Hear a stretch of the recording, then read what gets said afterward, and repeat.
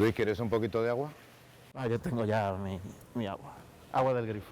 No te gusta el agua embotellada, ¿no? Es un lujo y medioambientalmente, desde mi punto de vista, un despilfarro.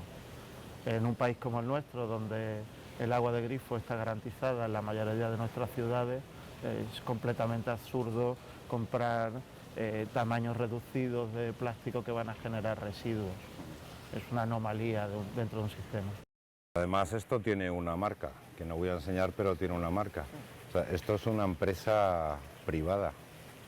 ¿Cómo es posible que se pueda privatizar no solamente un servicio básico, una necesidad básica, sino un derecho humano como es el agua?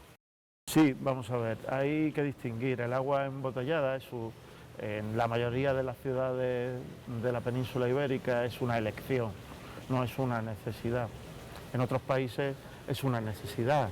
El pobre tiene que pagar por el agua de grifo, que no tiene garantías sanitarias, y luego tiene que tener una doble factura en torno al agua embotellada, que le garantiza supuestamente unas mínimas condiciones higiénico-sanitarias, ¿no? Desde nuestra perspectiva, lo importante es que tengamos un modelo público, un modelo resistente y un modelo donde el agua no sea solo un factor individual de tu hogar, sino que, por ejemplo, aquí tengamos una fuente magnífica, que cuando vayas a pasear con tus hijos y lo lleves al parque no tengas que tirar de esto, sino que puedas beber directamente de una fuente. En cuanto a la privatización, es un fenómeno indudablemente global, pero muy enfocados en los países de la periferia europea. Se está privatizando el agua, en el caso de España, para pagar la deuda que nos exigen los países centrales de nuestra economía, a través de lo que los autores llaman un austericidio, ¿no? De tal manera que con el dinero del agua que se privatiza no va directamente a mejorar el sistema, sino que fundamentalmente lo que se hace es pagar las nóminas de nuestros ayuntamientos, que tienen serios problemas de financiación, o incluso a darse un capricho el político de turno, que con ese dinero es capaz de hacer un monumento, restaurar una iglesia o seguir manteniendo un circuito de velocidad a un equipo de fútbol. En general, podemos decir que el modelo privado ha fracasado. Ha fracasado porque se ha producido indudablemente una subida inmediata del recibo. En España en torno al 65% en algunos de los casos. Empezamos a tener en torno al 1% de nuestros gastos familiares en torno al agua, lo cual es un fenómeno reciente, porque hace muy poco era solo el 0,5. Ya estamos en el 0,7 y en las familias humildes supera el 3% de su renta, porque son momentos muy difíciles. El problema no es solo la privatización del agua, es el por qué se privatiza, en este caso no por razones que tengan que ver con el agua, y los mecanismos de control sobre la privatización. Resulta que en nuestro país y en la mayoría de los países que se ha privatizado, el negocio consiste en que haya muy pocos controles y que dos grandes multinacionales se repartan prácticamente todo el pastel en fórmulas de oligopolio. Y ahora con todo este camino hacia la privatización del servicio, hay una especie de polémica que viene a decir que si no hubiese privatizaciones en el sector del agua, se perderían muchos puestos de trabajo. Bueno, la privatización, en los estudios internacionales, la privatización conduce a subidas de tarifas, desinversiones importantes y da problemas laborales importantes. Es decir, si nos gana algo la privatización sobre lo público, es que la competitividad que tiene gracias a la externalización de esos los servicios o a la pérdida continua de derechos laborales. Bien, es verdad que cuando hablamos de remunicipalización, es decir, del paso de lo público, de lo privado a lo público, de rescatar la concesión, tenemos un problema puntual laboral. ¿Cómo vamos a rescatar el personal que de alguna manera trabaja en esa casa privada y que va a pasar a una administración pública? Indudablemente eso es un problema que se ha solventado en numerosísimas ocasiones. Por ejemplo, en Gijón tenía una empresa privada depurando su agua, puso una demanda al Principado, que era la empresa que tenía esa depuración, recuperó la concesión y el personal se integró perfectamente dentro de esta empresa pública. Es comprobable el ejemplo. En el 2010, las Naciones Unidas, la Asamblea General, reconocieron el agua y el saneamiento como un derecho humano. ¿Esto realmente qué impacto tiene? ¿Qué es lo que significa? ¿En qué situación estamos para que este momento, que entiendo positivo, pero que se haya tenido que producir? La Asamblea reconoce el derecho humano al agua y el saneamiento básicamente porque los países del sur habían reivindicado y habían sufrido las consecuencias de la privatización. Entonces, países como Bolivia, Argentina o Uruguay, Alemania incluso, que también ha tenido problemas con la privatización, de hecho este año han remunicipalizado Berlín, pues impulsan la noción del agua como un factor de derecho y no como una simple mercancía. Es decir, el agua no puede ser comparado a otro tipo de bienes que consideramos mercantiles. Para nosotros el reconocimiento del derecho humano al agua es un reconocimiento que parte de la base, o debe estar, prácticamente ligado al empoderamiento ciudadano. De todas formas, yo creo que sería bueno explicitar, por ejemplo, desde el punto de vista de la cooperación, ¿no?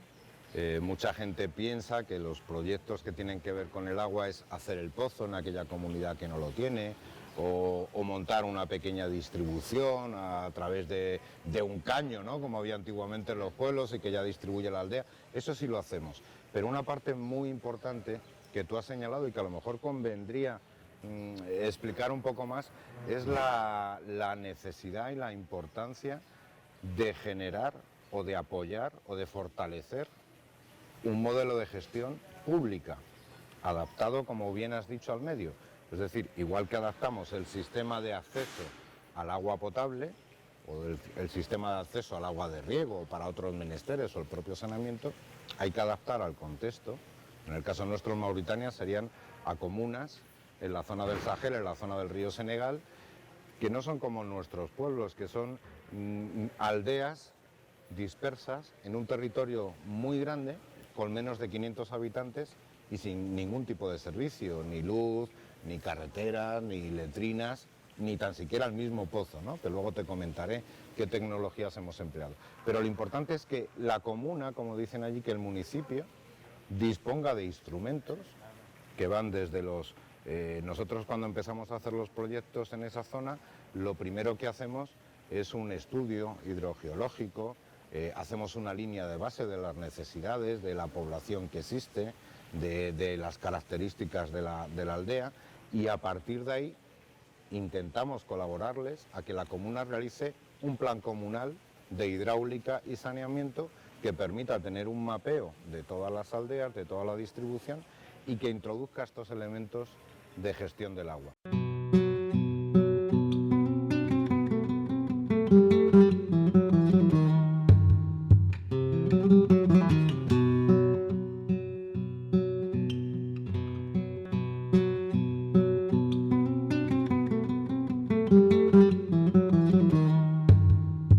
En el caso de Mauritania, con estos proyectos que venimos adelantando de acceso al agua potable en comunidades de menos de 500 habitantes, en donde la tecnología que se emplea es muy sencilla, con un coste económico muy reducido y que realmente alcanza a toda la población de una manera fácil, población que como mucho tienen un pozo artesano o como mucho beben directamente el agua del río Senegal.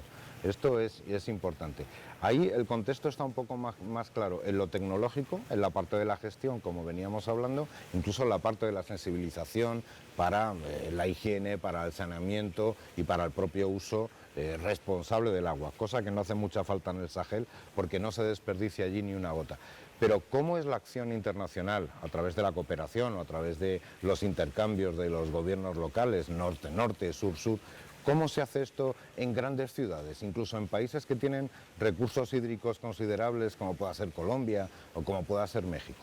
La cooperación se debe hacer como tú la has diseñado, es decir, el eje central es la comunidad y la gestión, la articulación social, la construcción de la sociedad es la verdadera herencia que tenemos. En países, vamos a llamarle, con un cierto acceso tecnológico y económico y que sin embargo no dan prestación de servicio de forma adecuada, ¿no? México, Colombia, algunos puntos de Brasil, Argentina en algunos puntos o hasta hace poco en unos puntos. Bueno, yo creo que lo principal ha sido crear escalas regionales de cooperación. Los países del sur se tienen que unir para compartir experiencias y para compartir conocimientos. Existen empresas públicas como en Brasilia, como en Montevideo o como en Buenos Aires que son ejemplares. En Europa tenemos una asociación, Aqua Pública Europea, que engloba a los operadores públicos europeos, en las cuales forma parte AEOPAS.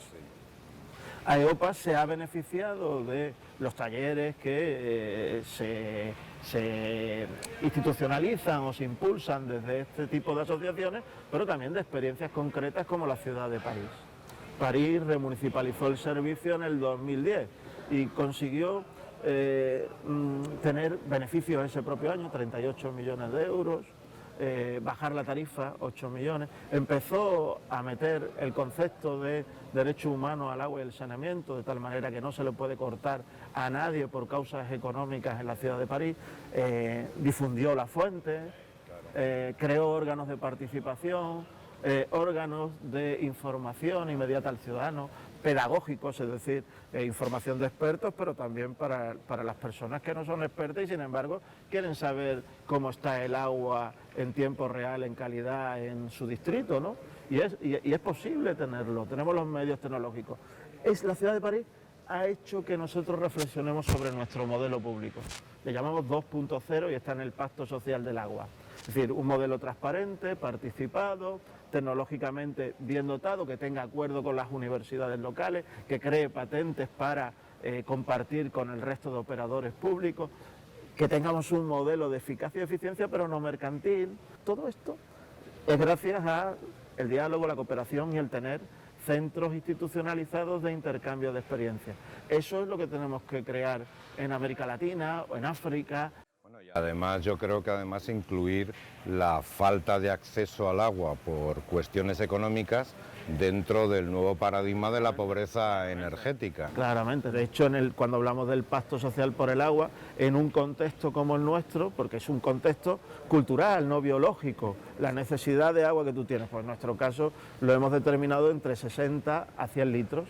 Nuestros tramos de consumo bajo son en torno al 120 litros persona a día. Pues bueno, no le permitimos que tengan el máximo de ese tramo, pero sí un tramo en el cual les suponga un cierto sacrificio, pero que no sea un motivo de exclusión social.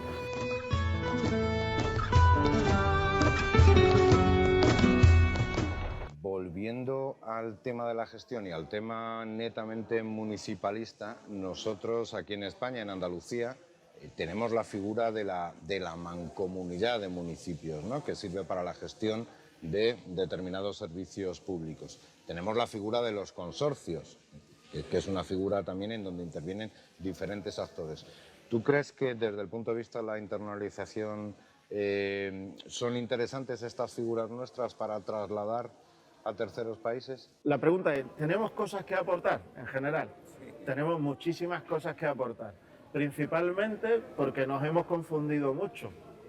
Y aquellos que se confunden y tienen el relato de la confusión, de los errores, tienen un patrimonio también que exportar. Tenemos errores jurídicos de peso, tenemos errores entre los actores, errores entre el punto de partida y el punto final, cronologías confusas. Todo eso también es exportable, independientemente de una historia de la ingeniería en Andalucía, una historia alta. Andalucía y España en general ha tenido una historia hidráulica muy confusa, muy potente y muy institucionalizado. Aquí las cuencas hidrográficas se han gestionado como cuenca desde los años 20. Solo el modelo norteamericano en ese sentido es comparable, ¿no? Sí. Bueno, y que somos una tierra con escasez de agua, ¿no? Somos una tierra que es un continente climático, con zonas de grandes escasez y zonas también con no sé si la palabra es abundancia, pero sí con precipitaciones altas.